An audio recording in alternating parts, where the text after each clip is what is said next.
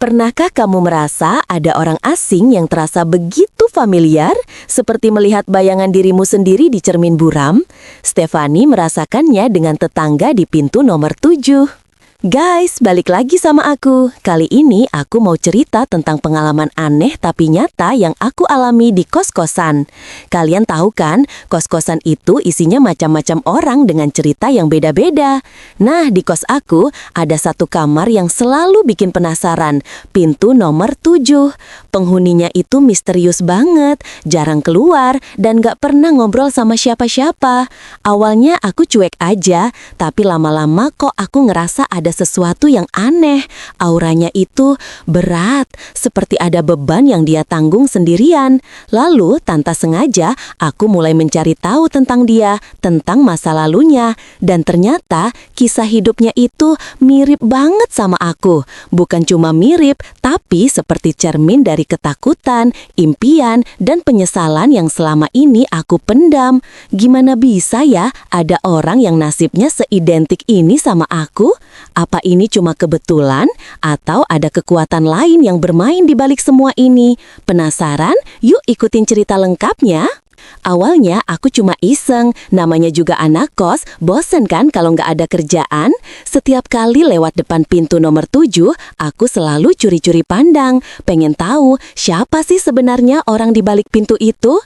Aku coba tanya ke ibu kos, tapi dia cuma bilang, dia orangnya baik, tapi emang agak tertutup. Itu aja, nggak ada info lain yang bisa aku gali, tapi rasa penasaran aku makin menjadi-jadi. Apalagi, aku sering banget ngeliat dia keluar kamar malam-malam, kayak ada urusan penting yang gak bisa ditunda. Dia selalu pakai jaket hitam dan topi, jadi wajahnya gak kelihatan jelas. Tapi dari gerak-geriknya, aku bisa ngerasain kalau dia itu orang yang rapuh, seperti ada luka yang belum sembuh. Dan entah kenapa, aku ngerasa terhubung sama dia, merasa senasib, sepenanggungan. Padahal aku sendiri gak tahu apa masalahnya. Ini aneh banget kan? Suatu malam, aku nggak sengaja ketemu dia di minimarket dekat kos. Aku lagi beli mie instan buat makan malam. Dia juga ada di sana. Dia lagi ngeliatin rak kopi dengan tatapan kosong.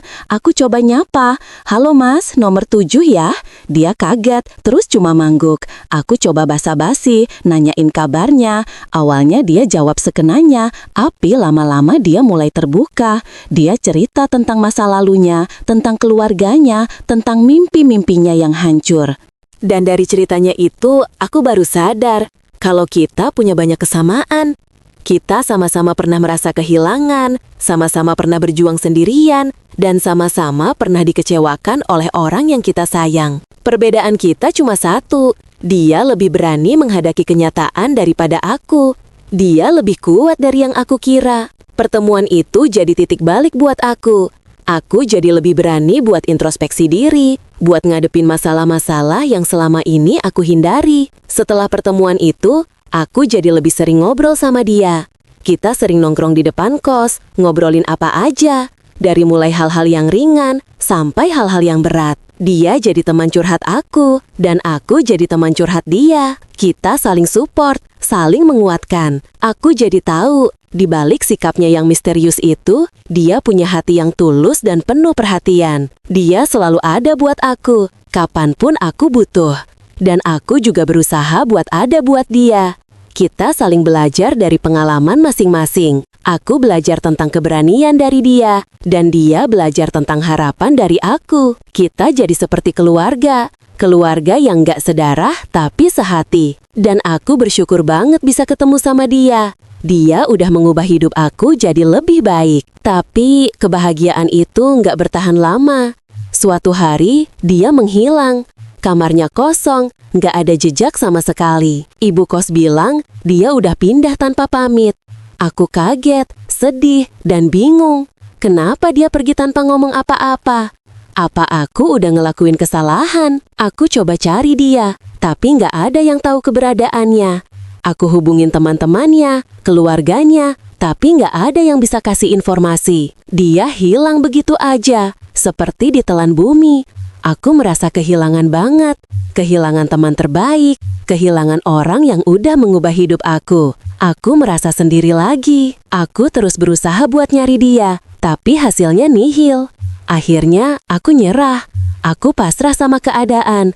Aku terima kenyataan kalau dia memang udah nggak ada di hidup aku. Tapi aku nggak pernah lupa sama dia. Kenangan tentang dia akan selalu ada di hati aku. Dia udah ngajarin aku banyak hal. Ngajarin aku tentang keberanian, tentang harapan, tentang persahabatan. Dan aku akan selalu berterima kasih sama dia untuk itu. Meskipun dia udah nggak ada, tapi pengaruhnya akan tetap terasa di hidup aku. Dia udah ninggalin jejak yang nggak akan pernah bisa aku hapus. Dia adalah bagian dari cerita hidup aku. Beberapa bulan kemudian, aku dapat surat dari dia. Surat itu dikirim dari kota yang jauh. Dia cerita kalau dia harus pergi karena ada urusan yang gak bisa dia tinggalin. Dia minta maaf karena gak bisa pamit sama aku. Dia bilang dia sayang sama aku. Dan dia berharap aku bisa bahagia. Dia juga bilang dia akan selalu ingat sama aku.